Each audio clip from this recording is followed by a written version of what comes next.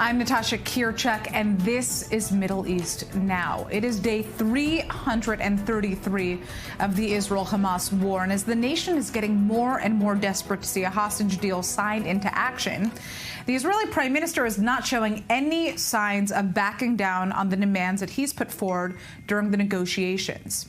Now, yesterday, he held a presser after protests broke across Israel in anger over Hamas's killing of 6 Israeli hostages while in captivity, who many believed could have been saved. Hamas has now threatened that it will kill more hostages if the IDF chooses to continue trying to find them in the Gaza Strip. And we have more in this report. Massive protests broke out all over Israel in response to the killing of 6 hostages executed by Hamas in captivity. Reportedly, only days before the IDF reached them. Hamas released a video of the hostages before executing them, amongst them Aiden Yerushalmi, only 24 years old. אני רוצה לפנות למשפחה היקרה שלי שאני כל כך אוהבת ואני מתגעגעת אליכם, אמא, אבא, שני, מאי, אני אוהבת אתכם כל כך ואני מתגעגעת אליכם. I told the families, and I say it again this evening, I ask for your forgiveness for not succeeding in bringing them back alive. We were close, but we didn't succeed. And I also say this evening, Israel will not accept this massacre.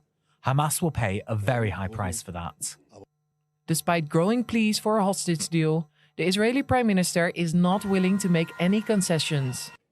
We say yes, they say no all the time, but they also murdered these people. And now we need maximum pressure on Hamas. I don't believe that either President Biden or anyone serious about achieving peace and achieving the release would seriously ask Israel to make these concessions. We've already made them. Hamas has to make the concession. Hamas later released a statement with new instructions, saying, "We say to everyone clearly that after the Nusayrat incident, new instructions were issued to the fighters in charge of guarding the prisoners regarding dealing with them if the occupation army approached their place of detention." Continuing, Netanyahu's insistence on liberating the prisoners through military pressure instead of concluding a deal will mean their return to their families inside coffins, and their families must choose whether they are dead or alive. President Joe Biden weighed in on the matter Monday, saying that Benjamin Netanyahu is, quote, not doing enough to secure a deal. Seemingly fed up with Netanyahu's handling of the negotiations, Biden later added he will speak to the Israeli Prime Minister eventually. A key issue in the negotiations is the control of the border with Egypt and Gaza, also called the Philadelphia Corridor. And also on this matter, Netanyahu is not willing to back down. The axis of evil needs the Philadelphia Corridor. And for that reason, we must control the Philadelphia Corridor. Hamas insists that for that reason we not be there. And for that reason, I insist that we be there. Protests are also underway on Tuesday as the nation grows more desperate with every day that the remaining 101 hostages are still held captive in the Gaza Strip. Well, following that speech by Netanyahu, former Israeli Security Cabinet Minister Benny Gantz and Gantz and Eisenkot, 2 former army heads, are going to be giving a joint statement within the next 2 hours addressing Israeli Prime Minister's comments last night claiming that Israel cannot let go of the Philadelphia corridor bordering Egypt and the Gaza Strip. And joining us now to discuss this even further is the former Israeli consul in Los Angeles, Yaki Dayan, and Lieutenant Colonel in the Reserves, Doron Avital, a former commander in the IDF Special Forces. All right, so this is a big question right now. Netanyahu insists that Israel cannot pull out of the Philadelphia corridor without putting the entire nation at risk.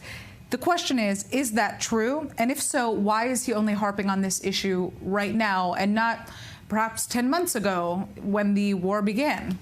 So, Natasha, you'll excuse me that I'm answering like a politician, but I think that this is not the question. I think the question is, what is more important? Philadelphia corridor is more important, or releasing the hostages now is more important? And this is the question. And I believe that releasing the hostages is much more important because this is the Israeli ethos, this is the Israeli story, this is we never leave somebody behind. And this is the question that should be asked, because no doubt the Philadelphia corridor has a security importance to the state of Israel. Right. The entire smuggling of Iranian weapons came through Rafah and the Philadelphia corridor. And I'm sure that there is no complete military answer to leaving the Philadelphia corridor. Nevertheless, there is a more important question, which is how do we release the hostages right now, because time is running out. Right. And this is the most important question. And this is what the Prime Minister and the entire cabinet has to answer on. Right, it's the order of priorities here, but obviously we are hearing top IDF brass consistently say that there does not need to be an Israeli presence, a boots-on-the-ground presence within the Philadelphia corridor to maintain the protection of the State of Israel. Is that true? It's clear that there's an open wedge between the military echelon of generals and Gallant, the head of them, and Bibi Netanyahu. It was clear in this government meeting, cabinet decision, when actually there was the exchange was an exchange that we never heard between a prime minister and the minister of defense. The minister of defense actually blamed Netanyahu that he decided to desert the hostages. And the prime minister brought a Hamas letter that exactly. The minister of defense. And then he presented this vote, and then he doubled on this by doing this press conference that now Benny Gantz is trying to answer. From the perspective of the military, for the hostage deal, giving respect to the ethos of Israel, it's not even giving respect. This ethos what keeps us strong and alive. The society would mean that we can create the infrastructure and that would allow us to withdraw and to come back if needed and to adhere to the framework that was offered. That's precisely the issue, though, because Hamas has no interest in seeing that happen, right?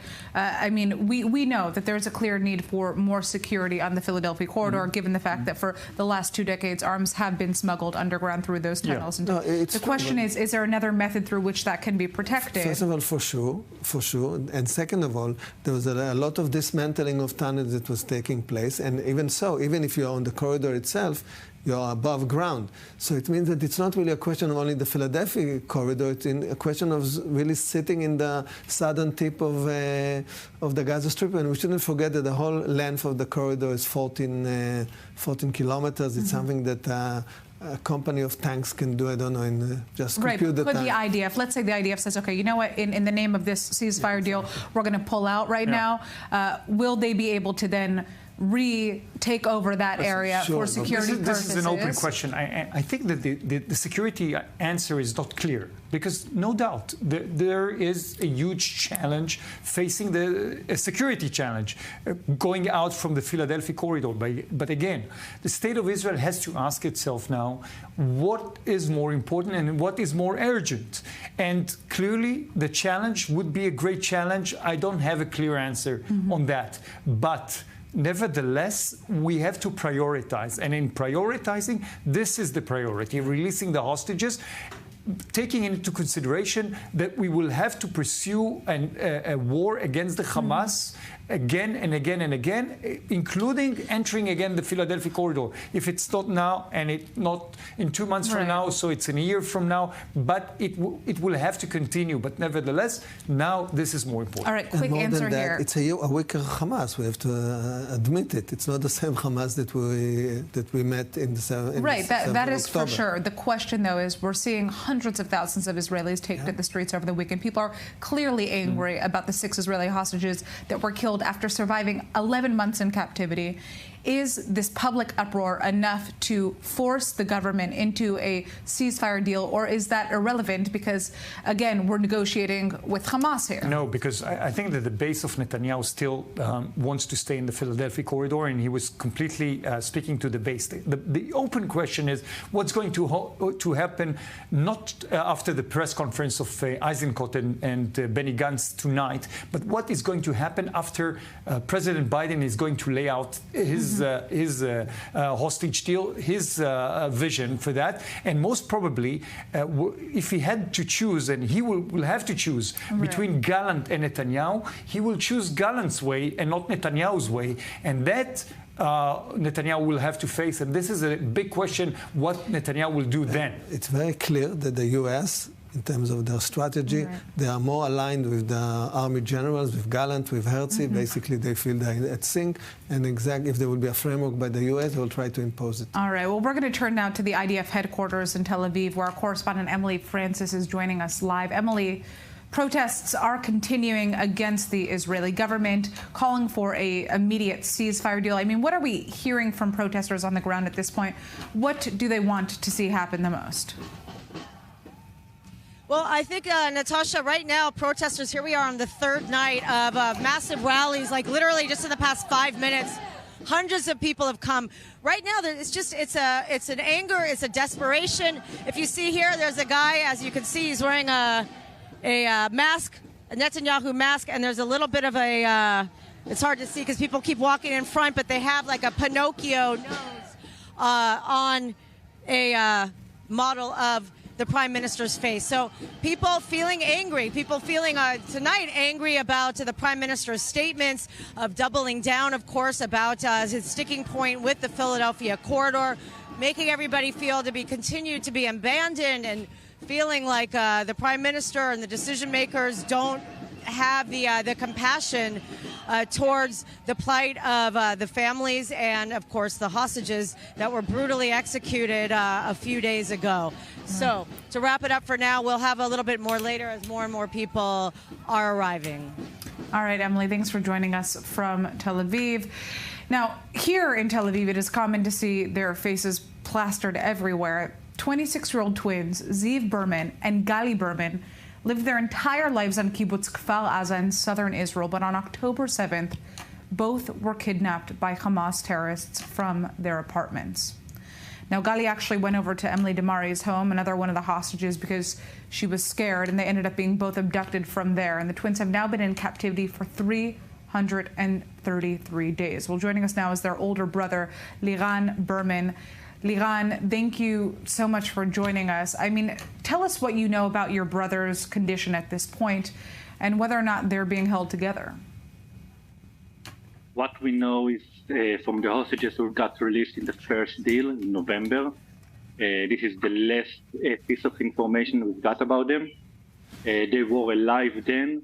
They were separated early on. As you said, they were kidnapped together with Emily, all three of them together.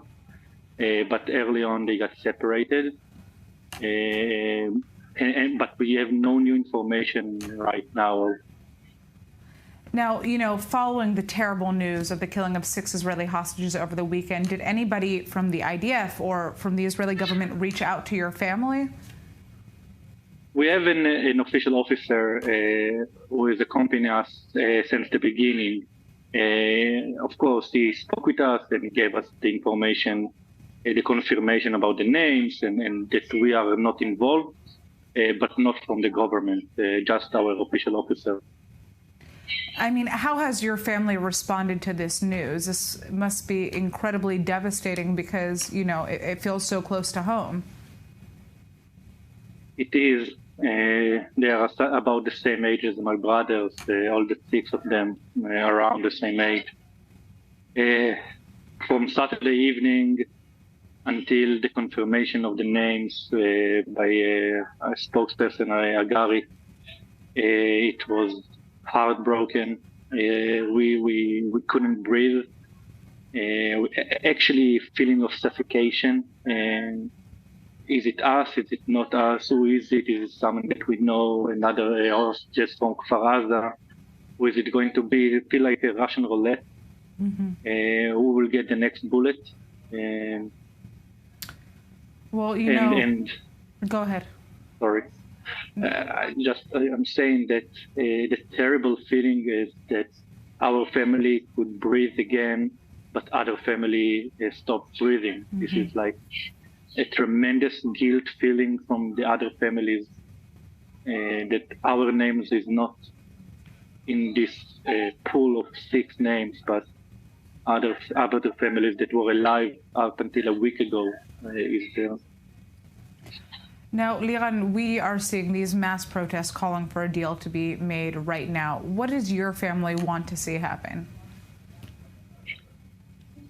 According to the agreed deal, the Biden proposal, the Netanyahu proposal for May, it's not ideal for my brothers, but it's a deal. It's a deal on the table that they are part of.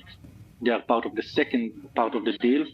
So we are for the deal. Of course, we wish the deal was for everyone at once. This is the optimize of the deal. But as we firmly believe that once the deal will start, and the pressure from citizens of Israel, and pressure from the IDF, and pressure from the world to continue the deal, we will get to the second part where my brothers are. But we just need to start. We need to start the deal. We need to get hostages back alive. Right, and that's, of course, one of the very complicated things about these deals is that, men like your brothers who are not kids, they're not women, they're not ill, although I understand that one of your brothers does suffer from anxiety, are not necessarily put in that first wave of hostages that would be released, which fall into the category of humanitarian hostages. Yeah. So, I just kind of want you to tell us a little bit about your brothers and, who they are, and I guess what you're the most concerned about in terms of their welfare right now. My brothers are, like you said, they are twins. They are the younger out of four. We are four brothers. And they are the light of every place they are going to. Actually, they also work as light technicians, so they shine light on other people too, as part of their work. They have the same hobbies. They have the same group of friends. They are strong mentally and they are strong physically, which gives us hope that they will be okay once they will be released, and we firmly believe that they will be released. We have nothing less but optimism. All things considered, and all the stuff that's going on, and Saturday evening and Sunday morning, but we firmly believe that they will be okay. And if they can hear me, so I want to tell them that stay strong. We love you, and we are doing everything in our power to release you and all the other hostages. Well, I can tell you that we know that other hostages who were released in the November deal have said that they did see I-24 News in the Gaza Strip. So hopefully, those words are heard by your brothers right now. Liran, I'd like to thank you so much for coming on. And again, we are praying for your family. We are praying for your brothers. We're just hoping to see them back home safely as soon as possible. Thank you very much. Thank you very much for having me. All right. Well, we're turning now to the United Kingdom. Israel is expressing outrage after British Foreign Secretary David Lammy announced that the United Kingdom will suspend 30 of 350 licenses for arms sales to Israel over concerns that the military equipment could be used to break international law in Gaza. Now, the export licenses pertain to components for Israel's aerial systems, including fighter jets, helicopters, and drones.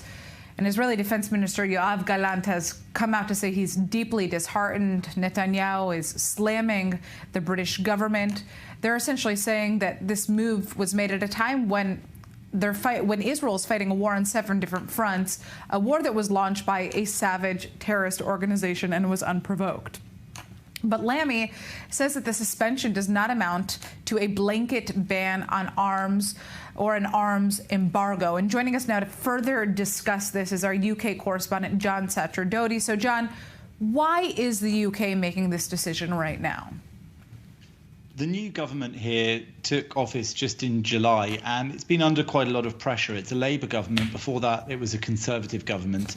And there's been a pressure from some voters and also some of its MPs to take a much tougher line on Israel. You'll remember that a while ago there was a circus of voting in the UK Parliament over whether or not they should call for a ceasefire. And this is just a continuation of that sort of thing. The Labour Party went through a period of rampant anti-Semitism under its previous leader, Jeremy Corbyn. And though Sir Keir Starmer, the current Prime Minister and leader of the party, managed to effectively put an end to most of that, there is still an undercurrent, perhaps, of anti-Semitism within the party, and certainly very strong feelings against Israel, particularly during this war. And so David Lammy has now announced that on taking legal advice, he has decided to put in place this partial arms embargo. He tried to make his statement sound very contrite, as if he regrets the decision deeply, but felt that it was inevitable.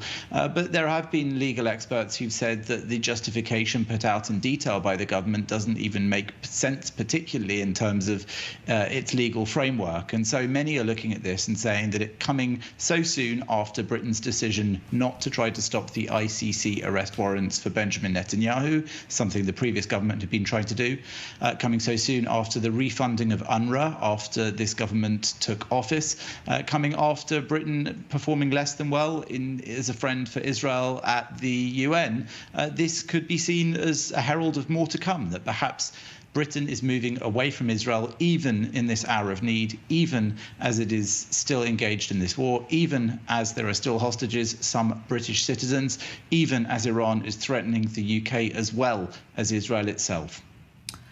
What kind of impact is this actually going to have on Israel's military capabilities, and how can we expect it to impact Israeli-British relations down the line?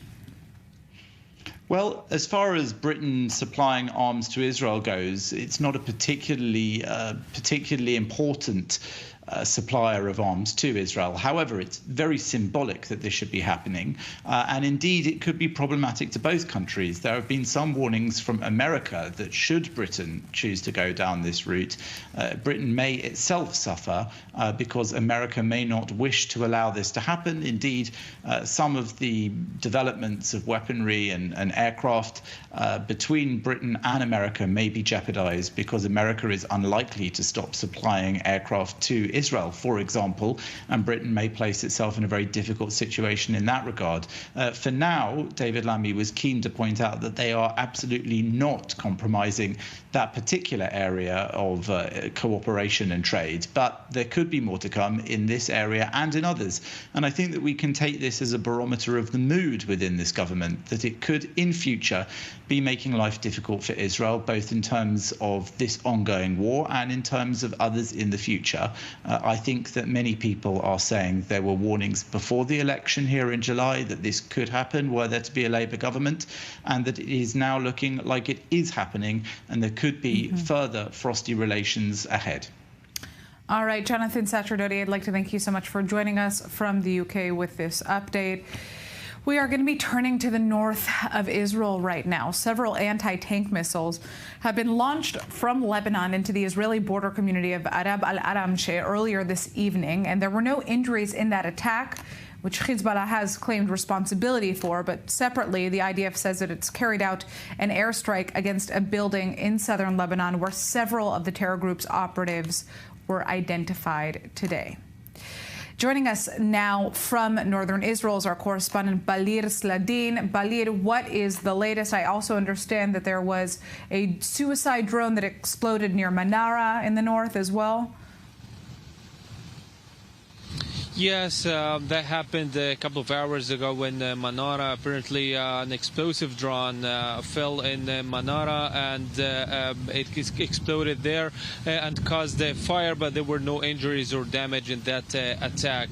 Also the attacks in the western Galilee, apparently a drone was intercepted above Hanita, which is a town right beside the border between Israel and Lebanon. Also the siren that was in Arab al-Aramshe once again this evening was because of a warning of any parts of that interception in that area as well. By the way, also at about 6 o'clock this evening, so an hour and a half ago, Hezbollah fired another anti-tank missile toward Arab al-Aramshe. We see that Hezbollah is intensifying his attacks against Israeli military targets right on the border, but it's just the usual thing fighting here between Israel and Hezbollah.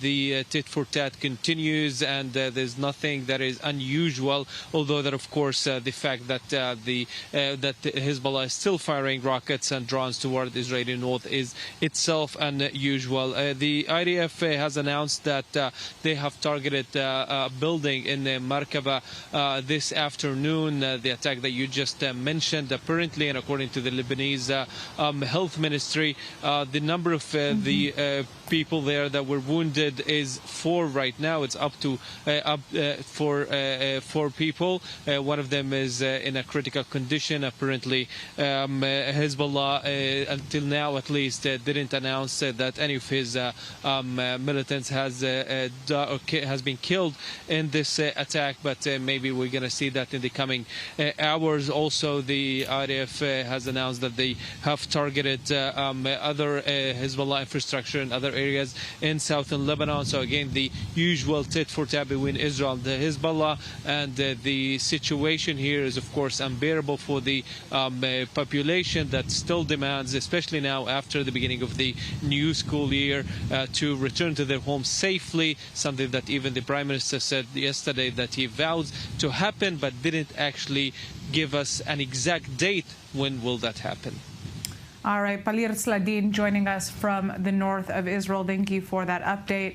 We have about a minute before we go out for commercial break. Just turning back to our guests in studio.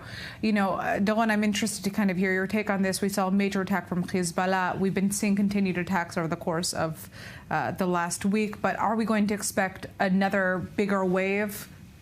It's hard to tell. We go back to the preemptive strike against Hezbollah, and this was supposed to be the reaction of Hezbollah. From then on, we have those war of attrition in some kind of a low-level capacity. But things can change because things don't change in the south, and who knows? And we still wait to see whether Iran would play its hand. In the meantime, they do not, so let's see. I just came back from the Kiryat Shmona and the situation there this morning. I mean, and the situation is devastating. What I could tell you is that unfortunately, because of the American elections on November 5th, we won't see any development, and then the winter comes. So till the spring, I don't see a major change, and the attrition war will continue. All right, we're going to go out for a quick commercial break, but we will be back shortly on Middle East Now, so don't go anywhere. We'll see you soon.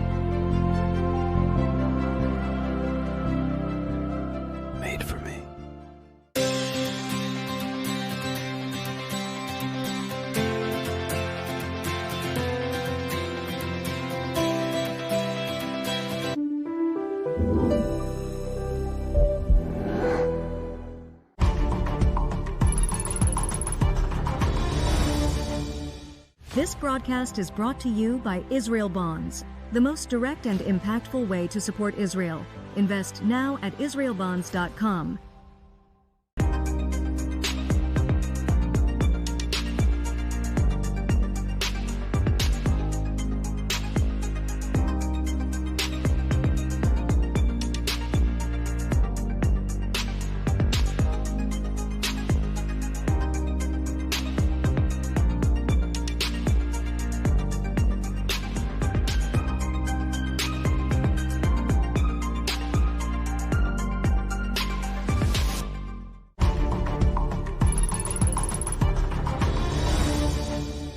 This broadcast is brought to you by Israel Bonds, the most direct and impactful way to support Israel. Invest now at israelbonds.com.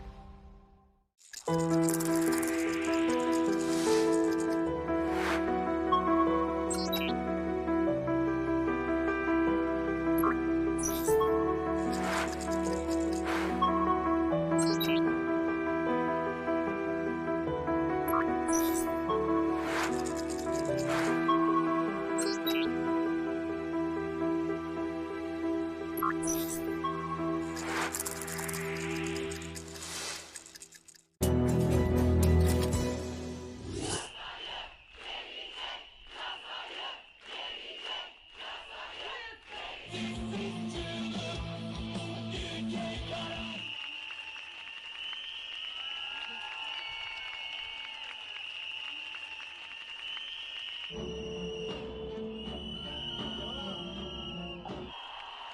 some noise!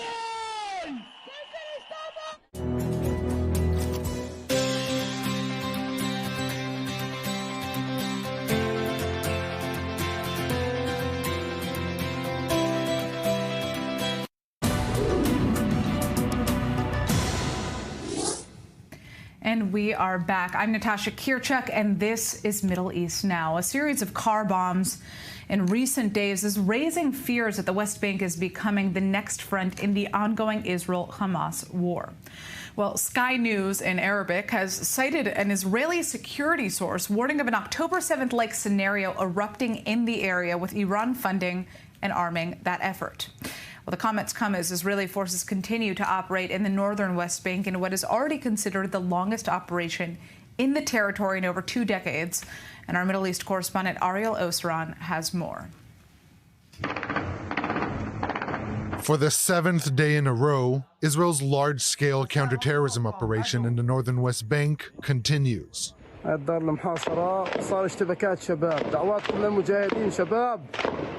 Operation Summer Camps continued on Tuesday in Tulkarem and Kalkilia and other towns in the area, but remains focused on Jenin. It is already considered the longest operation in the area in over 20 years. The Israelis want to destroy the country so that people get tired of the resistance. But we will not get tired of the resistance. Gaza has been under bombardment for a year and is still steadfast now. And we will remain steadfast, God willing, no matter what they do. The Palestinian Health Ministry says 31 people have been killed since the operation began last Wednesday. The IDF says it eliminated more than 30 terrorists in the operation so far, 14 of them in Jenin. During the operation, a number of terrorists were identified throwing a Molotov cocktail at the forces from the roof of a mosque.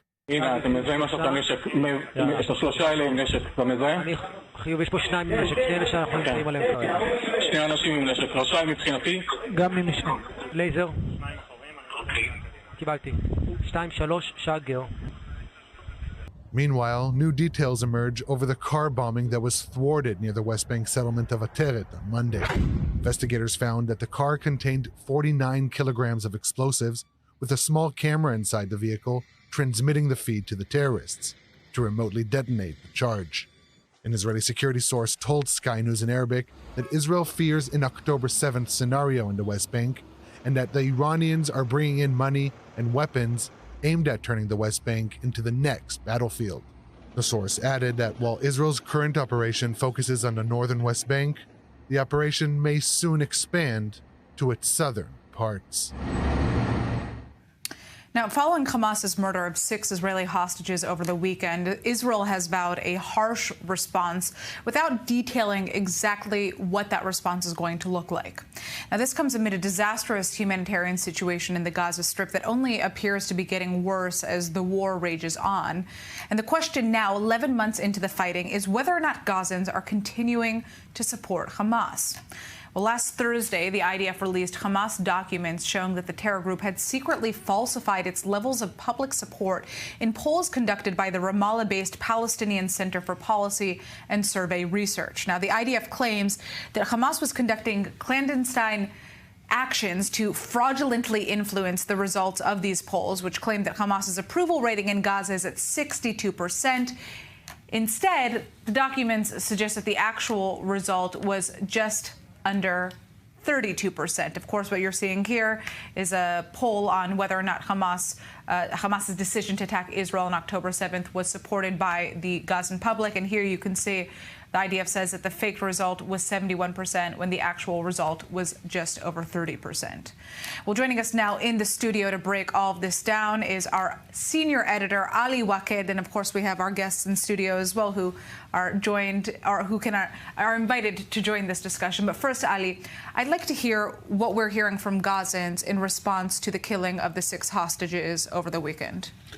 No, Gaza don't talk about the idea of killing Israelis. They are judging everything in the way whether it does help to reach a deal or it doesn't help to reach a deal. The Gazans want to reach an end to this tragedy, this war where most of the houses in Gaza were destroyed, thousands of people were killed, and hundreds of people were displaced. This is what is important for the Gazans. If the killing of 6 Israelis would help and would contribute to bring an end to this tragedy, they would not be against. If it shows that the Israelis, on the contrary, are insisting in staying in Gaza, like yesterday said the Prime Minister, so they understand that it is not going in the right way. I think that this kind of propaganda war between Israel and Hamas, whether Hamas are falsifying polls, I don't know if the Gazans have any method to see whether the polls were falsified or were not falsified. The truth is that the last poll that were did at the eve of the October 7 that was done in Gaza showed that almost a third, between 32 to 33% of the Gazans supported Hamas. By the way, it's not the percentage in the West Bank. In the West Bank, it's very much higher because the Israeli presence, the Israeli occupation in the West Bank, it's deeper than it was in Gaza. Actually, in Gaza, IDF was not in Gaza. And I believe that what happened since October 7 did not improve Hamas' situation in the polls and in the eyes of the Gazans. In any case, it doesn't mean that the Gazans became part of the Zionist movement. In any case, it doesn't mean that the Gazans are now supporting Israeli occupation of the Gaza Strip. It's just they believe that there should be another way of fighting the Israeli occupation, another way of bringing hope to the Gazan people. The 7 October, it was discovered that it doesn't bring anything good to the Gazans. It brought only more destruction and more tragedy and more loss of lives.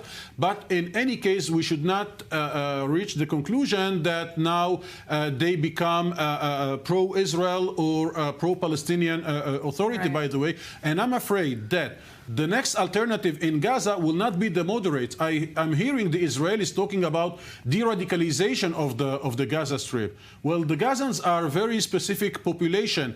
Their choice next time would be the Salafist and not Fatah, by the way, for the simple reason that our leadership is saying Fatah and Hamas are the same. And the Gazans hear what the Israeli leadership is saying. So next, maybe they will need like a kind of ceasefire, but in their thoughts, they believe that we should fight Israel more hard and more tough than we did this time. By the way, when you ask people, do they believe that Palestinian Authority is good or bad, or Hamas or Islamic Jihad? They want just to breathe. They want just to rest. And for the moment, it's not important who is and who will be ruling in Gaza. They need an end. But a couple of years after, without any political horizon, if Al-Qaeda will bring this horizon, they will support Al-Qaeda. Right. And that's precisely the issue. Okay.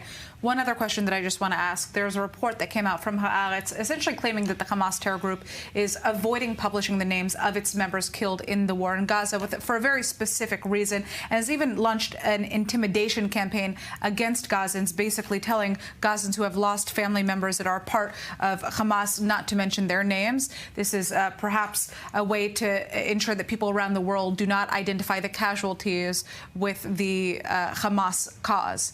Is there validity to this? We do know that we haven't been hearing Hamas announcing the actual names of fighters that have been killed by the IDF, but how many fighters have been killed by the IDF? I believe no one, neither Hamas nor the IDF or the Gazan population, have the real numbers. Here we revealed, for example, that Marwan Isa was killed, yet Hamas did not recognize that he was killed, nor Muhammad Def or many others. This is due to two main reasons. Moral reason that Hamas doesn't want to have any negative impact on their members and fighters and supporters.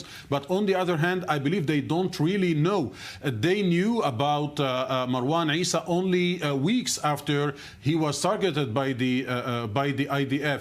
The communication within the different groups, the different cells of Hamas, is not the same as it was a month ago. But I believe, that, by the way, the social media, the Arabic media, the Palestinian media is full about stories that IDF is not recognizing it's lost itself. The Lebanese pro-Hezbollah media is full of pictures about Israeli officers who were killed in Lebanon, and the Palestinian about Israeli soldiers who were killed in Gaza, and Israel is not recognizing. So I don't think it's changing anything in the perspective of people, especially in the Palestinian territories. All right, that was Ali Waked joining us. Thank you for that update. We are turning now to Yemen. Yemen's Iran-backed Houthi rebels have attacked 2 crude oil tankers in the Red Sea. Now, the U.S. military says that the terror group targeted the Saudi-flagged Amjad and the Panama-flagged Blue Lagoon ships yesterday with multiple missiles and drones. Now, the Houthis have since taken responsibility for targeting the Blue Lagoon specifically, but both ships were carrying over 2 million barrels of oil. They were able to continue their voyages without any major damage or any casualty. But this attack comes as efforts are underway to prevent another tanker that was targeted by Houthi rebels from spilling around 1 million barrels of oil into the Red Sea. That Greek-owned ship was abandoned by its crew off of the coast of Oman after being struck on August 21st. And, you know, as we know now, the Houthis have been targeting international ships in the Red Sea over the last 10 months in a so-called show of solidarity for Hamas in Gaza. Well, joining us now is Benham Ben Talablu. He's a senior fellow at the Foundation for Defense of Democracies. So my first question for you is really just how much damage the Houthis have caused to international trade since October 7th, and if it's been getting worse. Great to be with you, Natasha. It's hard to quantify in terms of a specific price point, but the Red Sea and Bab el-Mandeb Strait feature about 10 to 12% of east-west-bound maritime trade that exists. You've had a rise in the price of certain commodities being shipped along this corridor. You've had a significant rise in insurance premiums, but it hasn't changed global energy markets just yet. That has to do with a whole host of exogenous factors, such as slowed rather than aggressively pursued sanctions against the Russian, oil sector, as well as, of course, the rise of shale and American petroleum products as well on the market. So there is more exogenous reasons why the Houthi maritime campaign has not been as economically successful as the Houthis in Yemen or as the Islamic Republic of Iran may have wanted. But that doesn't mean it is any less strategically significant. The fact that this force has been keeping the U.S. and an international maritime coalition on its toes, the fact that it's diverted major trade routes, the fact that it's delayed shipping, remains a major problem. What would stop the Houthis at this point from continuing these attacks? Certainly what is going on right now is not sufficient to stop them. It may not be even sufficient to deter them. The U.S. has largely been in a posture of deterrence by denial, meaning it's simply trying to intercept the projectiles the Houthis fire. So long as we do this, we'll continue to fail. The Houthis right now have targeted a Saudi-flagged vessel, as you just mentioned. The answer has to be domestically within Yemen, targeting Houthi infrastructure, command and control networks, not just the arsenal, not just the capabilities, not just the launchers. That is necessary but not sufficient. Perhaps the U.S. and the international coalition could take a page from the Israeli playbook when they went after the oil installations and port facility at Hodeidah. All right. Well, I'd like to thank you, Benham, for joining us and giving us some background here. Obviously, we're probably going to have you back on in the coming days with more updates on this topic. But we're turning now to Syria, where the United States has captured an ISIS leader who helped members of the terror group after they escaped from a detention facility in Syria. Now, the U.S. Central Command says that their forces, along with the help of the Syrian Democratic Forces, or the SDF, captured Khalid Ahmed al-Dandal on Sunday, just days after 5 ISIS foreign terrorist fighter detainees fled the Raqqa detention facility. Now, 3 of those fighters are still at large, but 2 have been recaptured. And today, we know that more than 9,000 ISIS detainees are being held in over 20 SDF detention facilities in Syria. Now, ISIS has been on a mission to free these fighters and to revive itself. And joining us to discuss this is Scott Stewart. He's a vice president of intelligence at Torchstone Global. So, Scott, first of all, tell us why this capture is so important. I think it's important for a couple of reasons. Number one, it takes an important piece off of the board. When we think about the Islamic State and the jihadist movement in general, but specifically the jihadist state, freeing prisoners has always been part of their core identity. All the way back to the beginning with Abu Musab al-Zarqawi coming out of prison in Amman, and then becoming a major player in forming the group. They've always had kind of a soft spot for prisoners. And certainly one of the things that led to their huge growth and really the development of their proto-state back in 2013, 2014 was a series of prison breaks across the region, Iraq and Syria, where they've got hundreds of prisoners out of places such as Abu Ghraib and Taji. So, this is really what they're hoping to recreate again a decade later, that same kind of momentum by getting these, hardened fighters out and back onto the battlefield. Now, ISIS was ousted from the last territory that it held in the Middle East in 2019 in Syria. Where does the terror group stand today in terms of its strength? Yeah, I think it's important. A lot of people have proclaimed, the Islamic State is dead. Certainly, they did lose their proto-state. However, the ideology is still going strong. Not only in that region, they still have a very strong entrenched foothold in parts of Syria and Iraq right today, as we see. I mean, we're seeing the attacks there double over what we saw this time last year. So they're still very strong there. But also the ideology has really spread across the globe. We see Islamic State franchise groups very active in Africa right now. We see them very active in places like Afghanistan with Islamic State Khorasan province. So as an ideology, really as a movement, they're still very much alive. And, we can take the territory away, we can kill people, but as long as that ideology survives, it's going to continue to attract adherents, and they're going to continue to, number one, conduct terrorist attacks, but number two, continue to attempt to establish that Islamic polity that eventually will, that they hope will conquer the world. All right. It looks... Well, okay, I'm not sure if we lost the sound there, but I'd like to thank you so much for joining us and breaking that down. We're going to turn back to our guests in the studio right now, just kind of further discussion on this. We have seen a rise in international attacks from ISIS-affiliated groups in recent years, even recent months. Obviously, everyone remembers the attempted attack at the Taylor Swift concert just, I believe, a month ago. Why is that the case, and what threat does this pose to the state of Israel? Has Israel been working with the United States in dealing with this issue? I think two insights. One, the fact that we have to, the true nature of what we call asymmetric warfare. We talked about the Houthis, and now we talk about ISIS in Syria and Iraq. And the fact that you have to create a coalition in order to confront those things. So those two insights are important, and we as Israelis have to understand that we are part of a coalition in this context. And when we talk about the Houthis, for example, so this is the biggest coalition since World War II, I think, a naval coalition, and still we can succeed to contain them. When we talk about ISIS, they are not players in the conflict against Israel. We have to admit it.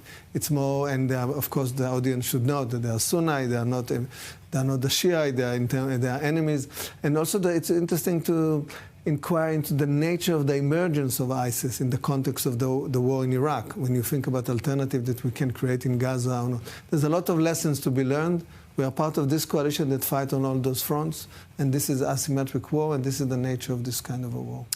If we look at the Arab world today, putting aside the Gulf countries, I think that the only coherent, applicable ideology that exists is Islamic fundamentalism.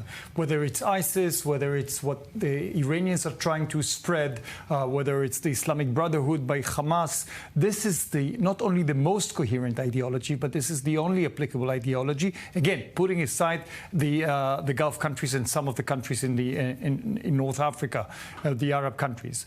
And this is a global fight, as Doron mentioned. This is not a fight between Israel. Israel is in the forefront, but this is a global fight in which the United States has to lead this fight because eventually it penetrates the borders of Europe and the borders of the United States.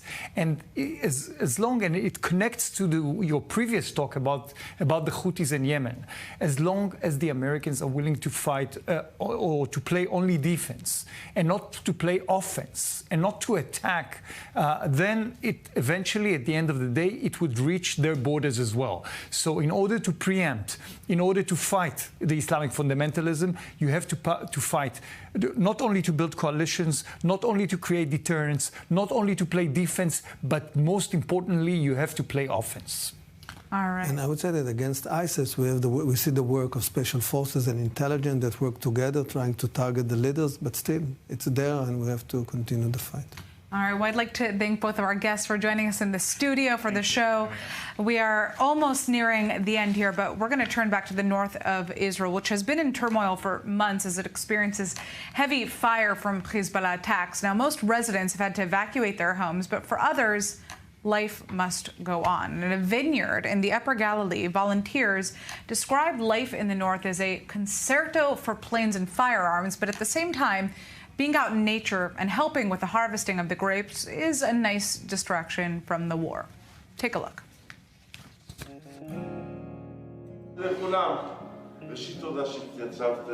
First, thank you for showing up in your trouble and work. And secondly, let's raise a glass now to Petit Verdot. This is what we got today.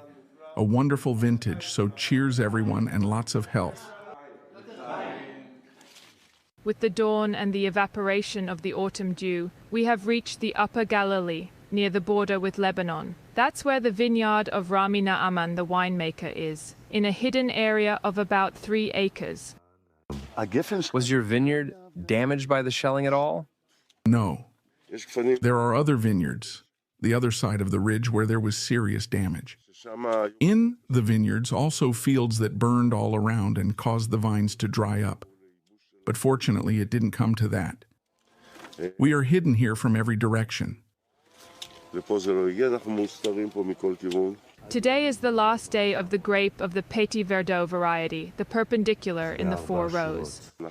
The decision on the harvest date. It is one of the most important decisions. We check 3 things.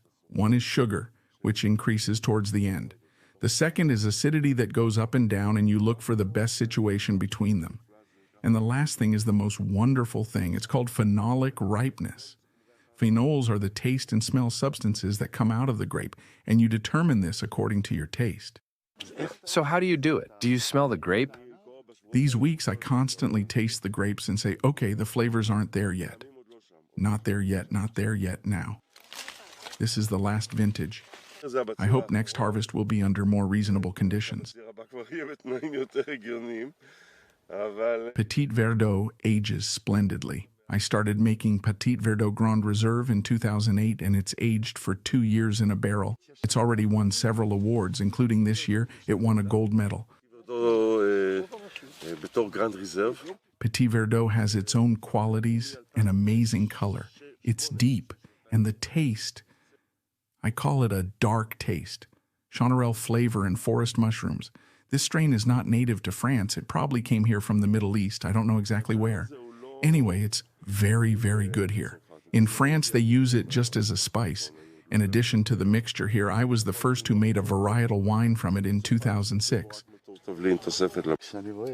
When I see these little grapes, it reminds me of caviar.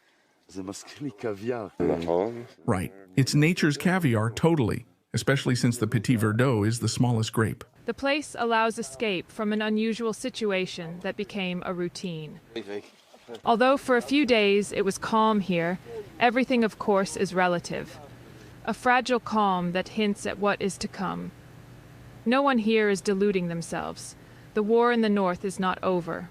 All in all, life is good. Grapes, wine, caviar. Do you like wine? No. Father and daughter, Tomer and Aya, came from Emek Hula to volunteer with Rami, not for the first time. Aya finished her regular military service in February and went straight to the reserves until the start of summer. She wants to study medicine, but is waiting for the next call up. A lot of dreams of this young generation have become stuck. Contributing as much as possible helps you cope with the feeling of helplessness that this situation creates. But sitting at home and living this reality does not help anyone, because otherwise it's really easy to sink into depression and also stress. Wine sanctifies life and the pleasures of life. That's known. Maybe the wine will allow thoughts to stay in the head. While the memory of the year's events leaves a stain as red as wine on the soul, but only for a moment. Aya wants to travel. We'll start in Spain. Then we will move on to France, Switzerland, Austria, Slovakia, Italy, somewhere there. Where wine is produced or not? Yes. As the sun rises through the vine leaves, intimate small talk breaks out at a faster pace. Conversations about the north.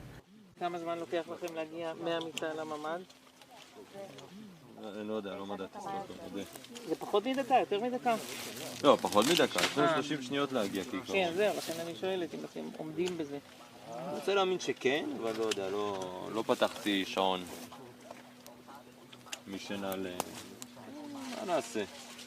141 neat boxes in 4 rows of 7x5 and 6 more buckets full.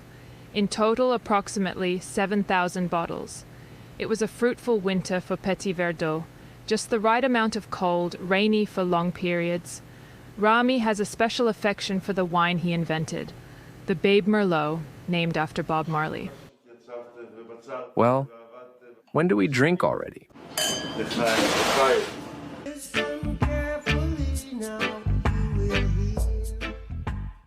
All right, that is it for now from Middle East Now and the I-24 News Desk. I'm Natasha Kirchuk, but don't worry, we're going to be back shortly with continued rolling coverage of the ongoing Israel-Hamas war and the latest news in the region. The rundown is coming up next, and we'll see you soon.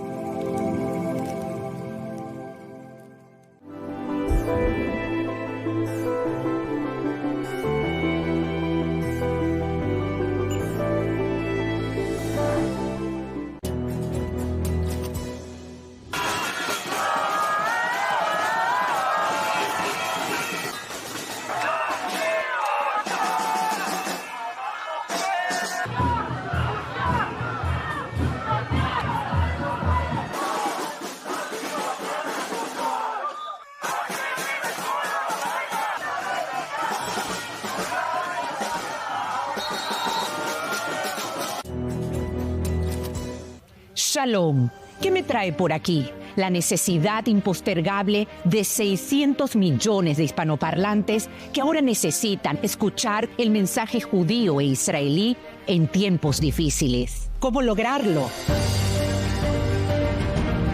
Cuento con ustedes para continuar llevando a lo más alto del mundo mediático una inquebrantable diplomacia pública al servicio de la verdad sin concesión alguna.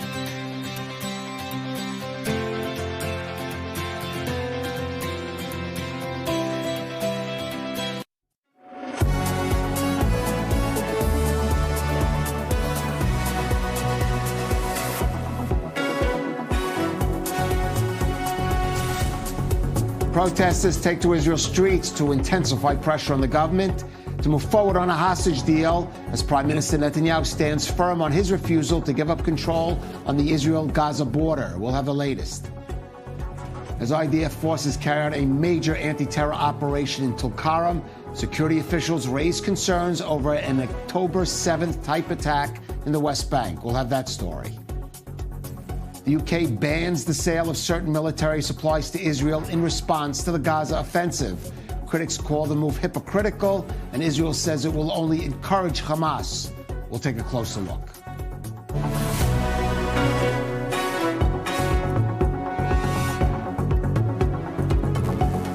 This is the rundown on I-24 News. I'm Kalev Ben-David. Protesters are again out on the streets of Israel tonight, demanding the government move forward on a deal that would free more of the remaining 101 hostages held by Hamas in Gaza. But Prime Minister Netanyahu made clear last night he won't do so if it means pulling IDF troops away from the Philadelphia corridor, the border area between Gaza and Egypt. Concerns over the fate of the hostages and the public debate over a deal have become especially urgent since the murder of 6 hostages by Hamas as more details emerge over their captivity. More in this report by Lynn Plachmeyer. Massive protests broke out all over Israel in response to the killing of 6 hostages executed by Hamas in captivity. Reportedly, only days before the IDF reached them. Hamas released a video of the hostages before executing them, amongst them Aiden Yerushalmi, only 24 years old. המשפחה היקרה שלי שאני כל כך אוהבת ואני מתגעגעת אליכם, אמא, אבא, שני, מאי, אני אוהבת אתכם כל כך, כל כך, כל כך ואני מתגעגעת אליכם. I told the families, and I say it again this evening, I ask for your forgiveness for not succeeding in bringing them back alive. We were close, but we didn't succeed. And I also say this evening, Israel will not accept this massacre. Hamas will pay a very high price for that. Despite growing pleas for a hostage deal, the Israeli Prime Minister is not willing to make any concessions.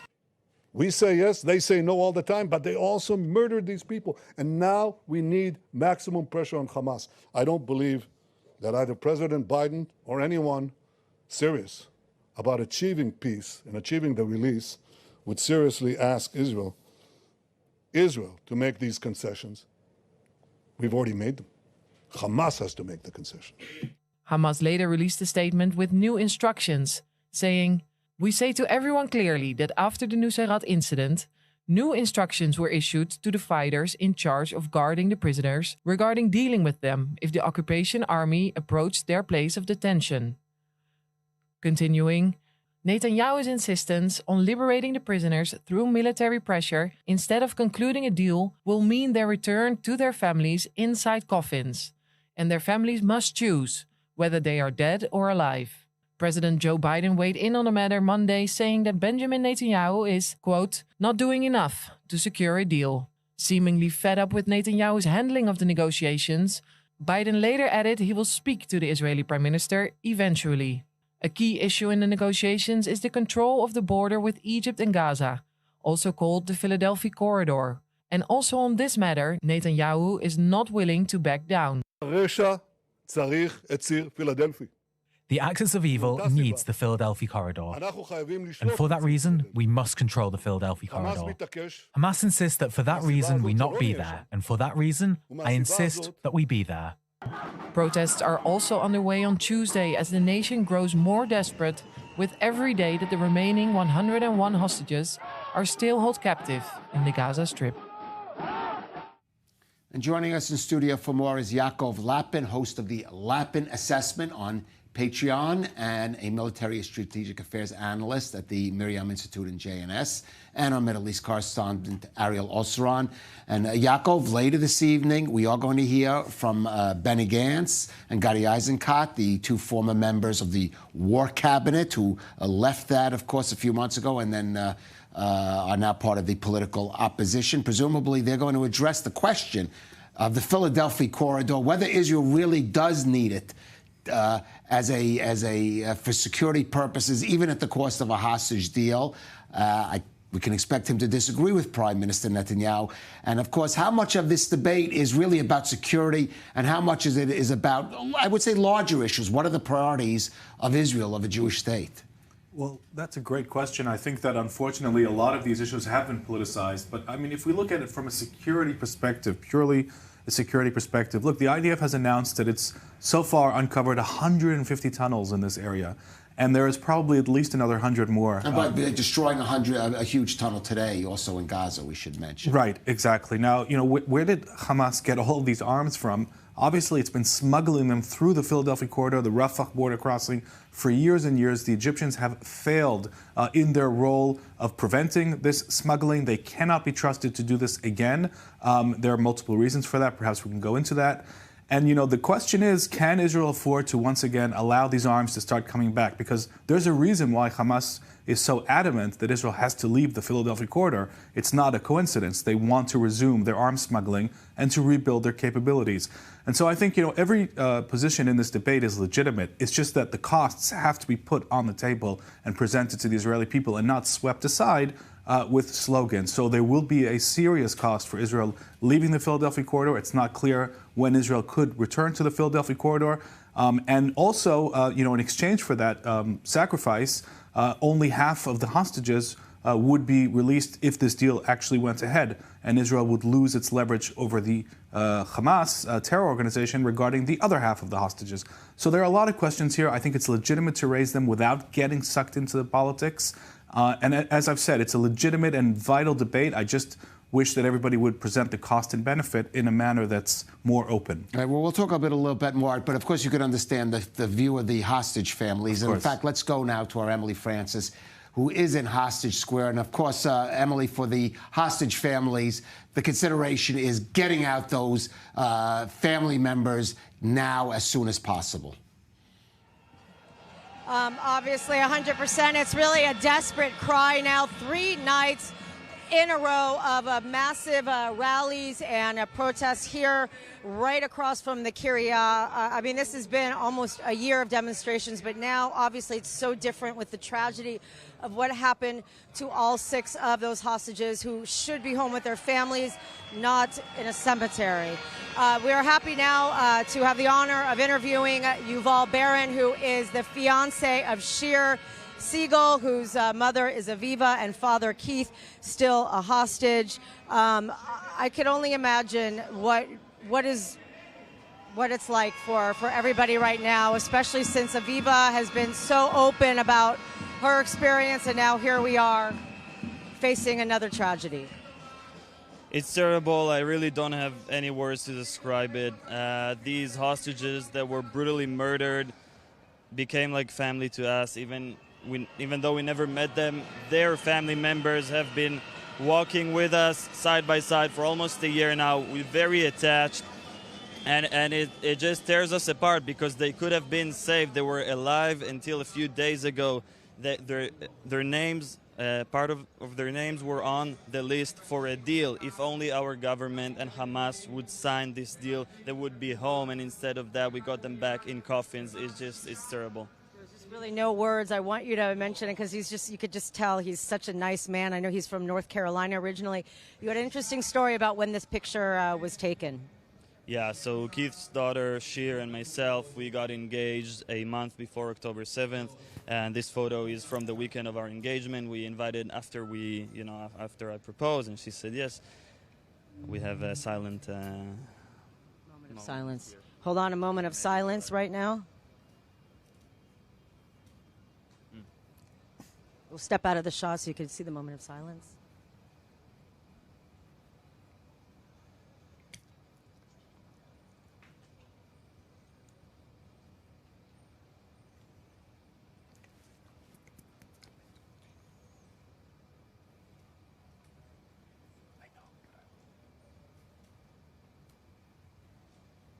Obviously, it's a moment of silence. I don't want to be the only one talking. Very, very emotional situation right now. Okay. Whew. So, you were supposed to get married in April. Obviously, that's not the case. Yeah, but I mean, it's very sad that we didn't go on with our plans, but it's nothing. When you compare it to what the families are going through and especially what the hostages are going through. And, seeing these 6 hostages surviving in these terrible conditions under captivity for so long, just to be shot in the head at one moment, it's devastating. And that brought all the people out. There were 500,000 people out here on Sunday evening. It was an organization, in a few moments, the whole public came to support. And we really hope they will affect our government to go forward and sign a deal. We know the United States are working hard with the rest of the negotiators. Of course, we need to press Hamas, who is the source and the root of this entire problem, but the Israeli government as well. The deal needs to be signed because they die there. We'll never give up hope. Thank you very, very much, Yuval. Thank you very much. Back to you in the studio. Okay, Francis, thank you for that. And of course, we wish our thoughts and prayers for the return of Keith Siegel and, of course, all the hostages as soon as possible. And Ariel, there's no arguing with the emotion of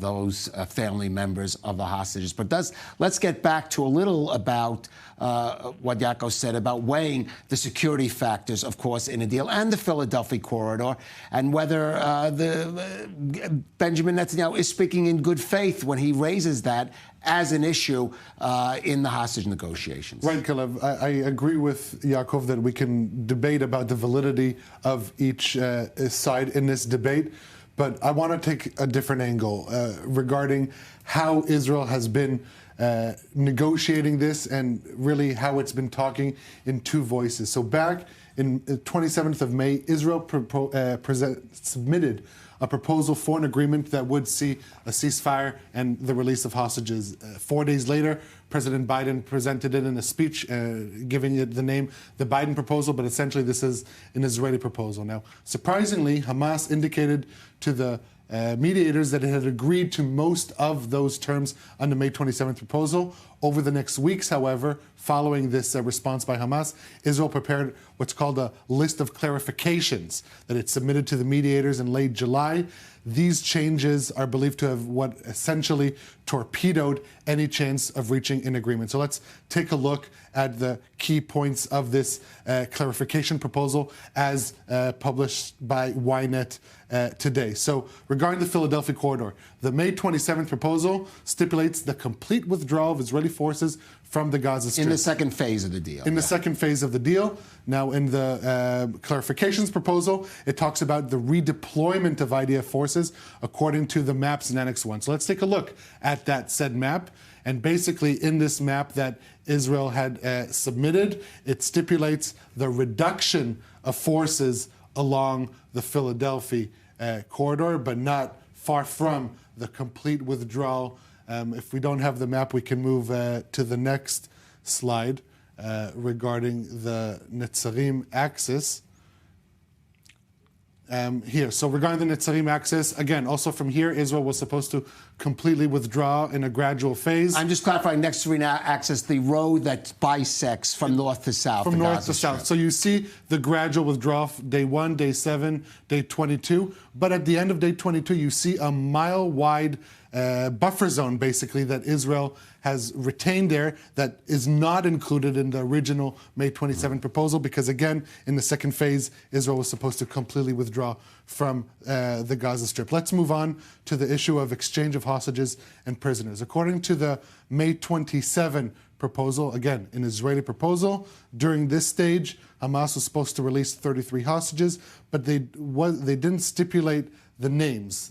Israel at first had insisted on a name of the hostages to be released, but then went back from this demand.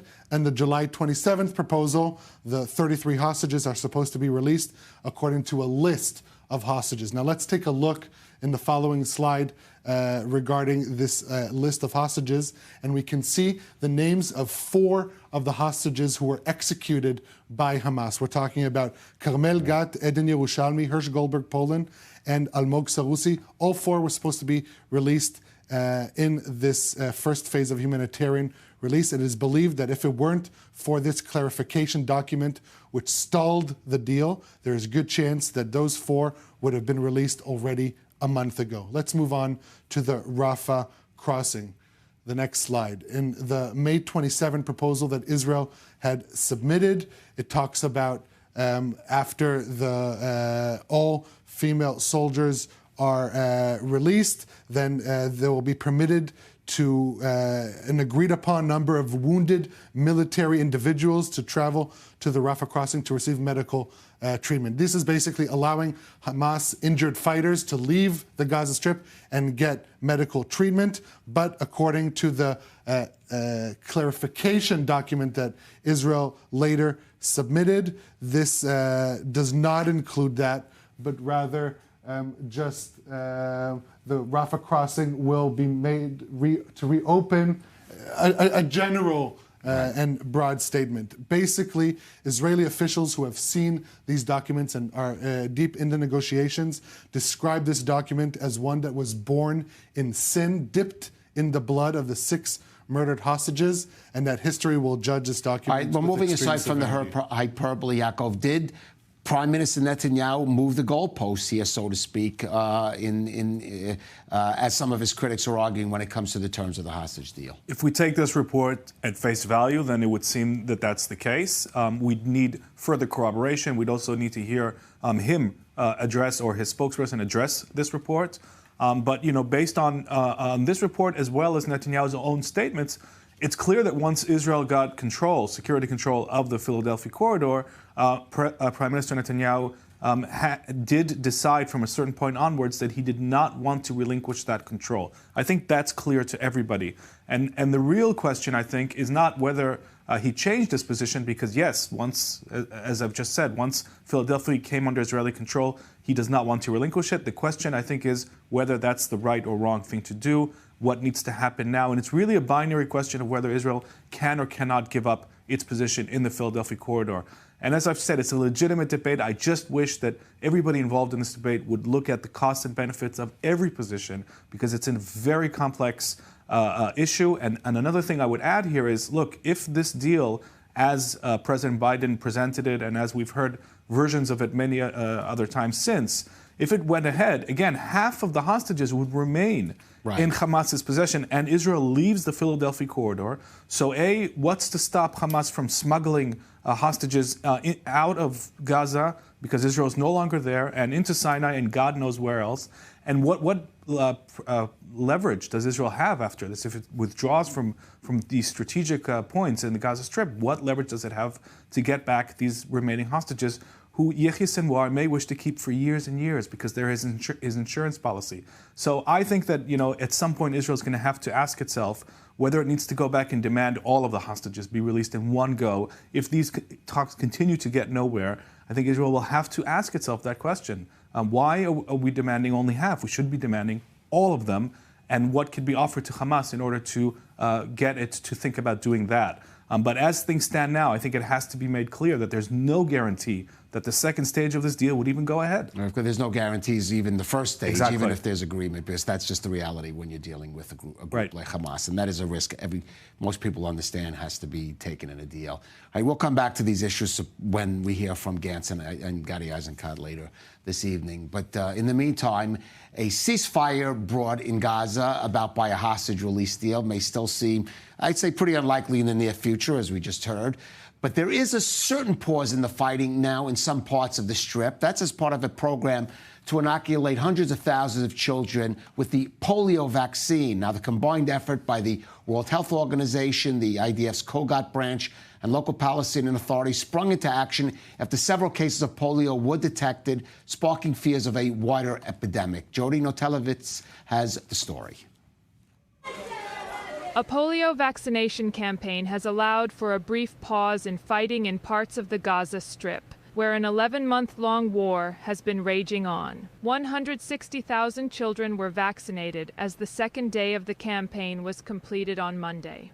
Yesterday, the second day, 74,346 children were vaccinated. That's the second day of the polio campaign. The first day, 86,683 children were vaccinated. So the total number of the first 2 days, children under 10, reached 161,030 children. That actually surpassed the target we'd set. 1.2 million doses of the vaccine have been delivered to the Strip already, with 400,000 more expected soon. But the World Health Organization said the halt in fighting would likely need to extend another day. Whilst these brief pauses have brought some relief, the conflict rages on in other parts of the region. According to reports, Hamas has managed to regain some of its capabilities in northern Gaza, with the enlistment of around 3,000 new recruits, providing them with weapons, ammunition, and payment. This area has not seen much fighting since July, as the Israel Defense Forces concentrated on the central Gaza Strip.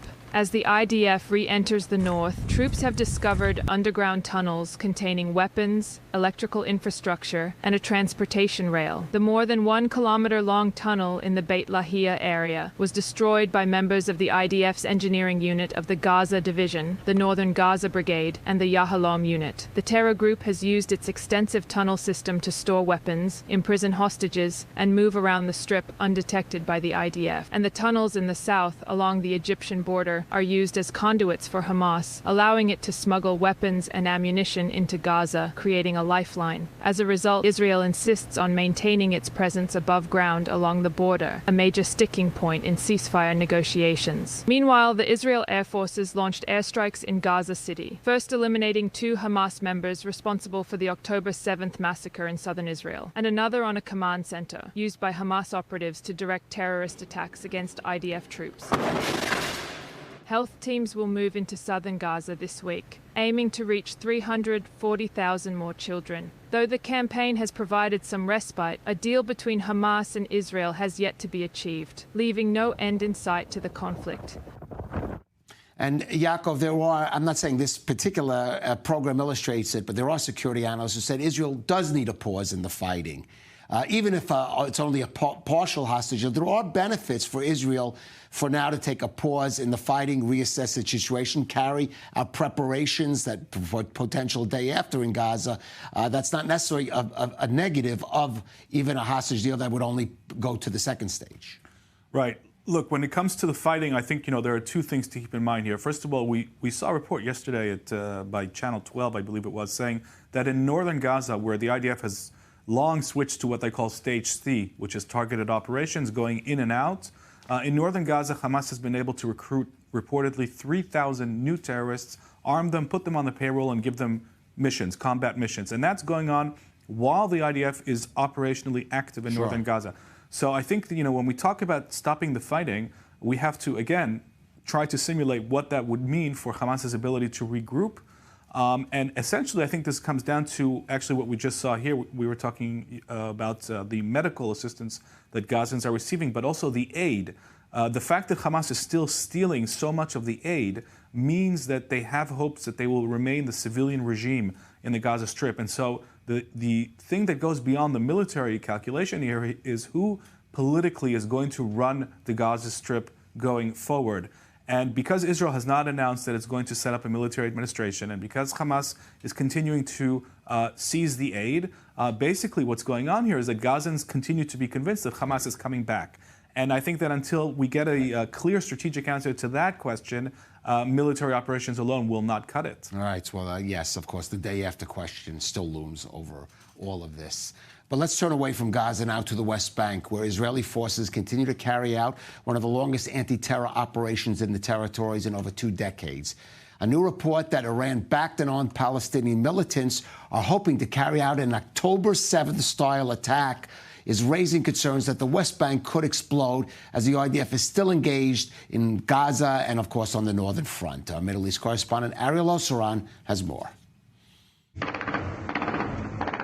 For the 7th day in a row, Israel's large-scale counterterrorism operation in the northern West Bank continues.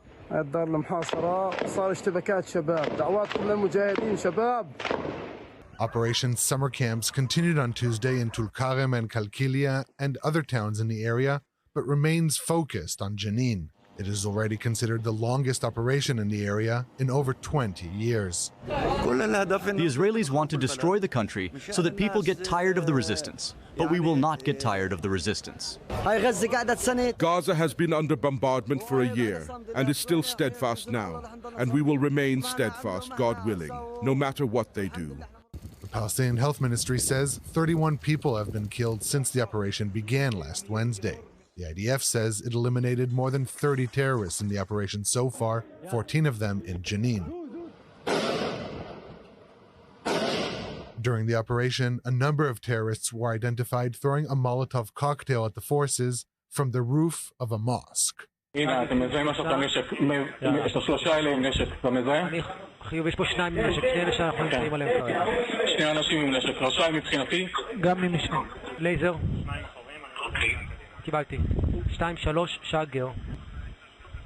Meanwhile, new details emerge over the car bombing that was thwarted near the West Bank settlement of Ateret on Monday.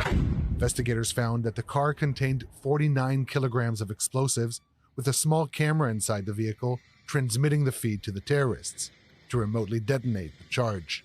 An Israeli security source told Sky News in Arabic that Israel fears an October 7th scenario in the West Bank, and that the Iranians are bringing in money and weapons aimed at turning the West Bank into the next battlefield. The source added that while Israel's current operation focuses on the northern West Bank, the operation may soon expand to its southern parts. And the last thing Israel and the IDF needs now is to see the West Bank security situation deteriorate any further. I'm going to ask Yaakov Lapin, our guest, and Ariel Osaran to stay with us. A reminder that coming up in the next half hour, we do expect to hear from Benny Gantz and Gantz and Eisenkot, the former members of the War Cabinet, expected to address the issue of the Philadelphia corridor that we have been discussing. So stay with us. We are going out for a brief break, but we are coming back soon here on The Rundown. We'll be right back.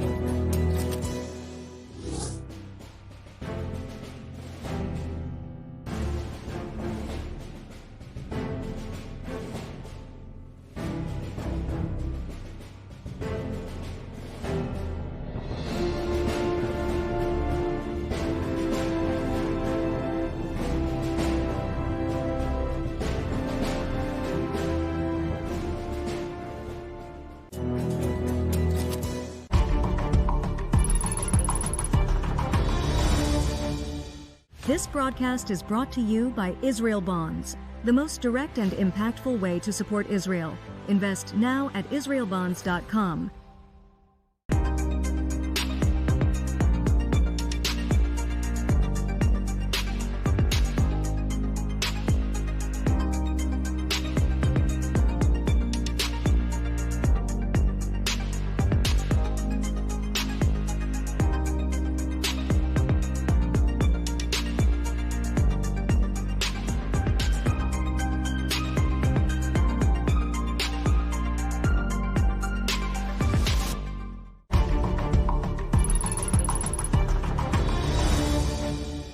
This broadcast is brought to you by Israel Bonds, the most direct and impactful way to support Israel. Invest now at israelbonds.com.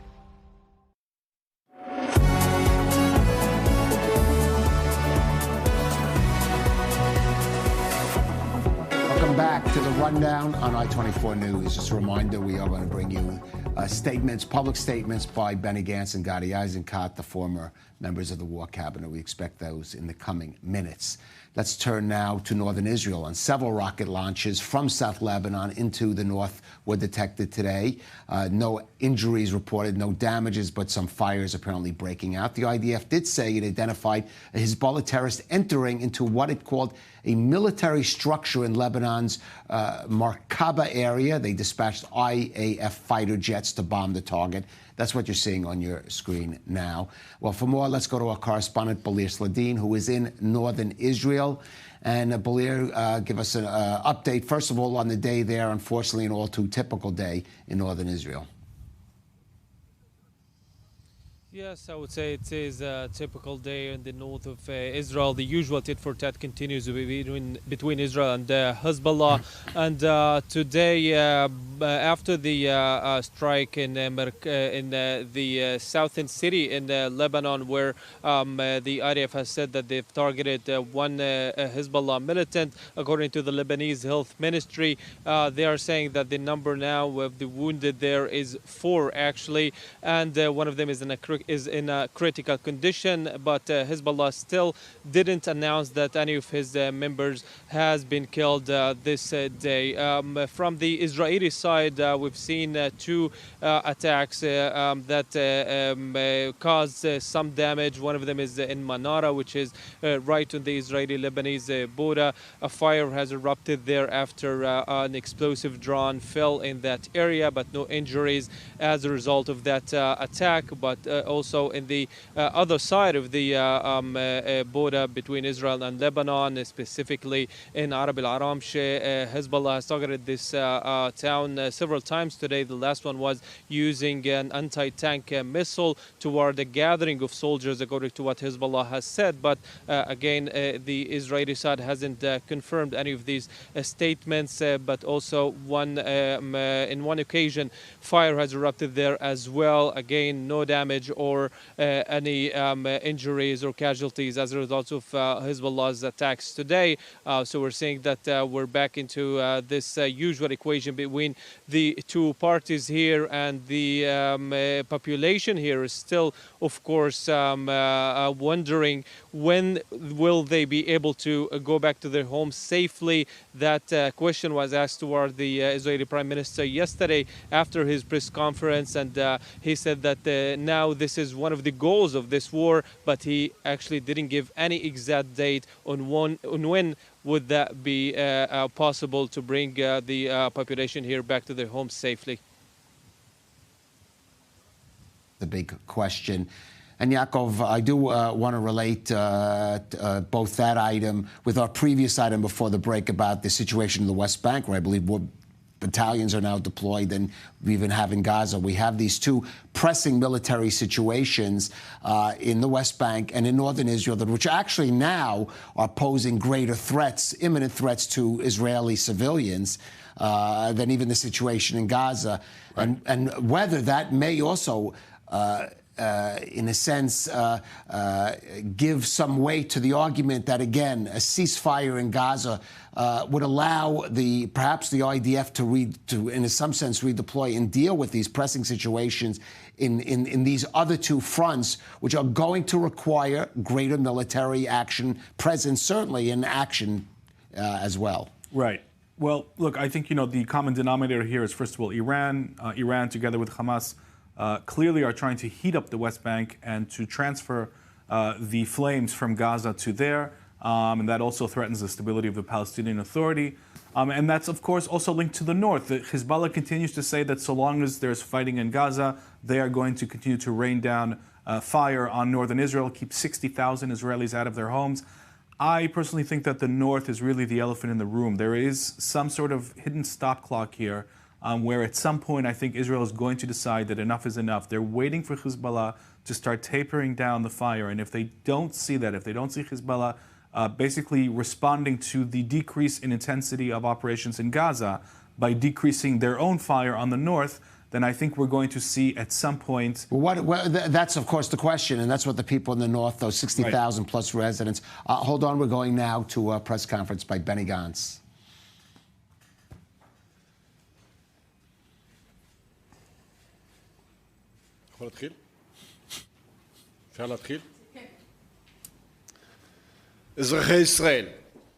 The citizens of Israel. We are here today in order to end this whole dance around these subjects. The whole issue of sovereignty of Israel, we've already paid very heavy prices, and there will still be more to price. We all understand that we have no alternative. It is incumbent upon us. We must win. I know that there's a very tough argument going on in the Israeli public about it all. Everyone wants to bring the hostages home. That is the Jewish moral code, the Israeli code. We all understand that their cold-blooded murder must make the Hamas pay a very heavy price for what they did. Yesterday, the Prime Minister spoke gravely about various issues, and others were completely unacceptable and with no base. He will not really defend those hostages, that he will not bring the inhabitants of the north home, and he will not, in fact, attack Iran because they have nuclear weapons. It was not a surprise for me because when I sat in the war cabinet, he actually thwarted the reaching of an agreement. It does not surprise me because already at the beginning of the war, when I said we should continue wielding pressure on Han Yunis and Rafah, he did not. Even when we wanted to check the corridor in the Morag southern side without all those issues of the Philadelphia corridor, he refused. It does not surprise me that Netanyahu refused and is still refusing to bring the inhabitants of the North home with security. It doesn't surprise me whatsoever that Netanyahu is dealing with his political surviving and detrimentally affecting what is his relations with the United States instead of doing what they should be doing with Iran. We have to say it openly now. The hostages have to be brought home now, even if there's a heavy price. We have to ensure that the 7th of October will never be repeated. We have to go back to the Philadelphia corridor when necessary. We have to now move the campaign to the north. We have to create specific alignments against Iran. Yes, the Philadelphia corridor is extremely important because they are arming themselves and they are empowering themselves. But we have to really continue walking. Netanyahu knows that there is a program that was accepted by the military forces in order to block off all the tunnels. But Netanyahu is not actually advancing that and has not met with the president of Egypt. He is not giving us a solution for the transit in Rafah. I would like to remind you all that only a few months ago, Netanyahu said that after destroying all the tunnels in Rafah, we will reach absolute victory. It seems that reality is not always just slogans, and the story is not the Philadelphia corridor, but the lack of the acceptance and the taking of strategic decisions. I said at the beginning of the war, children's who have not even started ninth grade will be those fighting in the Gaza, and that is a reality. Anyone who thinks that we won't be able to go back to fight and that Sinwar will surrender and give us a long-term arrangement, well, then he's still in the 6th of October, stuck there. I would like to say to you the real truth. Like we went into a maneuver in Gaza, and when we wanted to go and bring the hostages back, and he tried to stop that, and he tried to stop other things. We will go back to Philadelphia corridor. We will go back when it's necessary. We will act in Khan Yunis, in Zaytun, and wherever is necessary. Netanyahu does not understand that everything has changed since the 7th of October, that we have to eliminate Sinwar, and he isn't strong enough to stand against the pressure, then go home. The time has come to say what, yes, can be done. You have to bring a deal, whether it's in phases or in one phase. The important thing is that we have to have an outline to bring them back and fulfill that outline and that deal. We have to ensure that we will have to release murderous terrorists. And we have to remember that this eternal country is not worried about an ongoing fight. We have to have an assault from the north with an offensive. We have to act with that threat from Iran. Netanyahu, you have to be very cautious, because when you frighten people and when you use the term existential threat, yes, there are so many people who want to destroy and eradicate us under your government and your leadership. When people want to come and occupy and create a whole belt around us, the IDF can and must be ready. You have to, yes, you have to strengthen the defense infrastructure and have an offensive that is extremely strong, and you have to eradicate every threat on its borders. And with that kind of belt of ammunition and fire, we will have to try also and promote a very extensive defense around us all. Let's truly say the truth now. The Philadelphia corridor is a military threat, but it is not the existential threat against us. Iran's axis of evil is that true threat against us, and it is made up of all the economy here, the preservation of the People's Army, the democratic constitutional structure of the State of Israel, and the divisiveness that has been created here.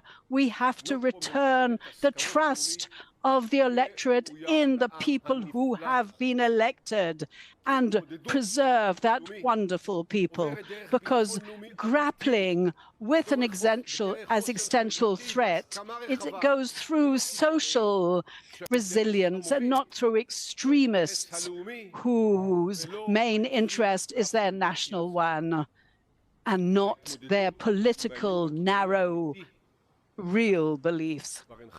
You are no longer able to take care of that.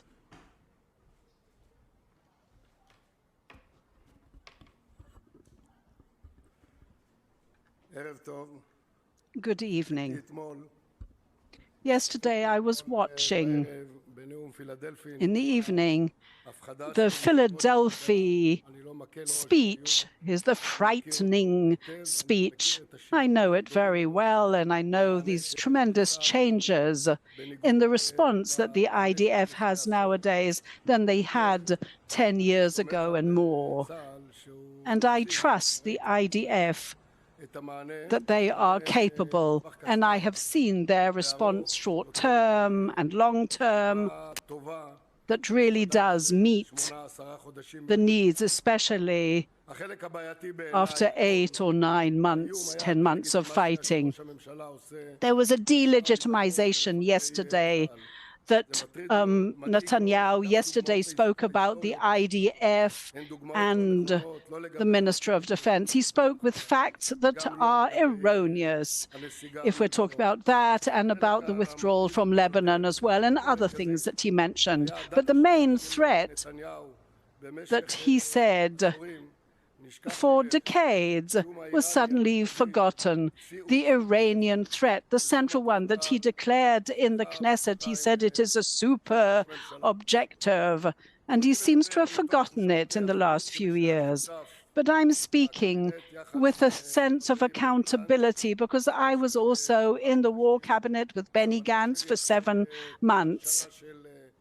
And after a whole year nearly of a war, a justified war that was imposed upon us, we are at the lowest point ever in Israel since its inception. And we have not achieved any of the objectives of this war that were specified. From the 3rd month onwards, all the attempts to try and make changes when we were in the war cabinet were actually given absolute negatives, no's. Yesterday, he presented erroneously one of the actual objectives, and the other one was to bring the inhabitants of the north back, and he didn't actually mention that either. So his decision to go without a compass explains some of the reality that we are experiencing over the last months. After the most horrendous failure of bringing those hostages home, that then our heroic soldiers paid such a price to bring them home, but they did not succeed. From the 27th of 8th, he went over every single name, asking whether we would join the outline, and the answer was yes, from all the war cabinet members. For various personal considerations, he decided not to fulfill that. It is not a simple deal. As a result of the failure of the 7th of the month, and so that outline that he ensured that we would all sign, and we all understand the reality that we're in. And he said, yes, that Sinwar's days are numbered. Well, for Bibi, you should make tough decisions so that you will create a better reality for the people of Israel. We saw the coalition members threatening you, and even when they weren't in the room, you could feel their shadow over all the decision-making. And to my chagrin, you did not make those decisions. Bringing the hostages home is a moral decree, but it is also a decision that will enable a better arrangement of our strategic situation that we find ourselves in. Now, it's not working. What is working is strategic planning, serious, in earnest, that you have to think about seriously in advance, striving towards real objectives and make good decisions. Israel's situation will not be decided by the Philadelphia corridor. Yes, you have to understand that the top priority is bringing the hostages home, because if you do not do that, it is condemning them to death. And we've already seen how many have paid with their lives because of this delay, the ongoing delay. Israel is facing enemies like Iran and its threat, and they are now in a very, very advanced situation with the development of their nuclear program. And one needs to give them a brave response to what they're doing. Israel, even after this very heavy blow, we have seen that the IDF are recovering quickly, and they have reached tactical achievements that, to my chagrin, you have not turned into a strategic success or victory. The victory in this war that will strengthen the future of this country goes through a hostage deal. It is incumbent upon us to strengthen the solidarity and mutual guarantee of the people of Israel for many generations ahead, because if we do not do that, it will be a stigma on Israel's leadership for so many years that they did not succeed in making proper decisions, and they were like a flock of sheep rather than showing true leadership and going ahead. So we must do so to prove our strength for the generations to come. A hostage deal. All right, well, we just heard Benny Gantz and Gantz and Eisenkot, who, of course, were members of the government, members of the war cabinet until their resignation. Now they're, of course, in the political opposition in the National Unity Party. And, Yaakov, I want to ask you, Benny Gantz did address somewhat the security issues with the Philadelphia court. He was quite frank. He said it is a problem. But there are greater priorities here. There is the existential threat is Iran, and for various reasons that he gave, including the cohesion of Israeli society and certainly strategic answers, a hostage deal is worth the risk of the Philadelphia court. Does that, in some instance, respond to your concerns about having a more open debate about it or not? To some degree, he acknowledged it, but I mean, he didn't go into any detail. What are the risks? Well, what would happen if Israel can't come back as soon as he claims that it can come back? Why should we take any claim at face value after the 7th? We should be skeptical of every claim. What would happen in northern Gaza if Israel has to withdraw from there and Hamas starts building rockets again? What would we tell the people of Sderot? These questions have to have answers. And again, I say every position is legitimate, but because we are in the middle of a political argument here, it's been politicized.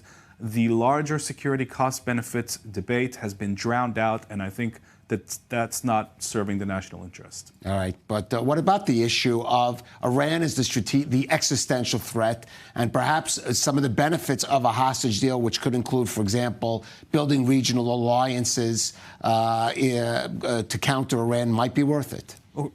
That's a very important question. Look, the Iranian chess piece that moved forward first here is Hamas. And now everything is riding on the Gaza Strip. The Iranian terror army in the Gaza Strip, Hamas, Palestinian Islamic Jihad, they are the ones who perpetrated the worst massacre of the Jewish people and of Israelis since the Holocaust. It was Hamas that did that. And so now to suddenly say, look, Hamas is under control, we can leave Gaza and let's deal with Iran, answers none of the questions of what would happen when Hamas starts rebuilding its capabilities.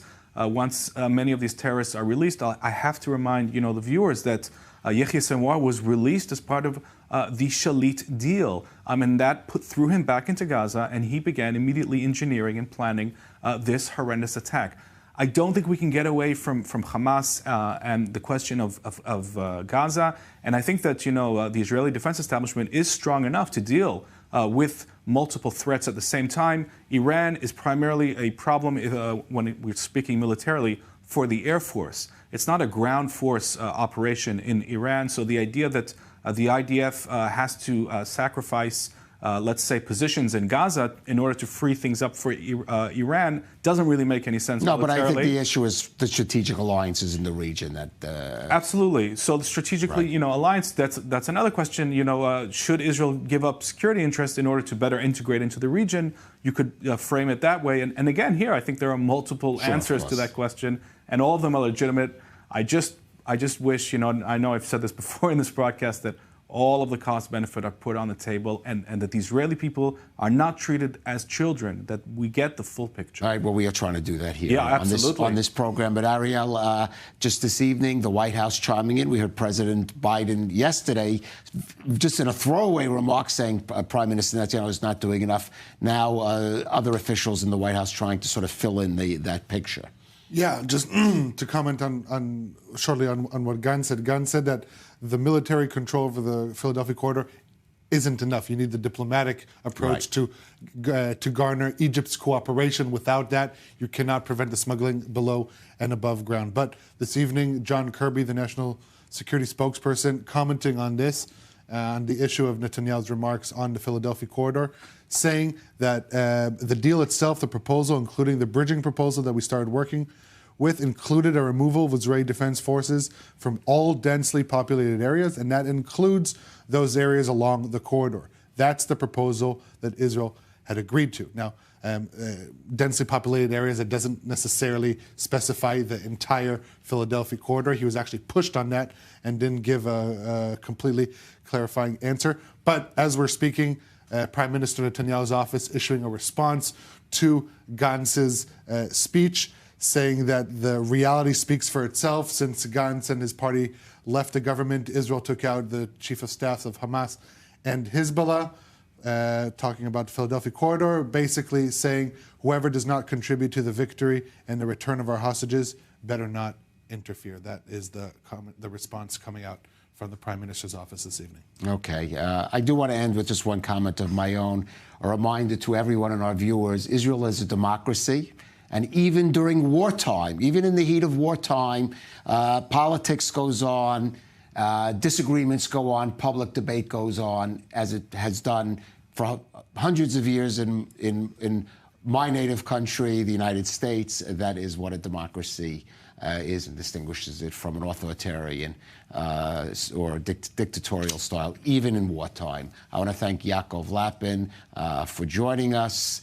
And, of course, our Middle East correspondent, Ariel Osran. And you continue to follow I-24 News on its website and all its social media platforms. That ends our broadcast for now. I'll end, as I have done as much as I can lately. Let's see the hostages home in a way safe and soon as possible. Thanks for joining us.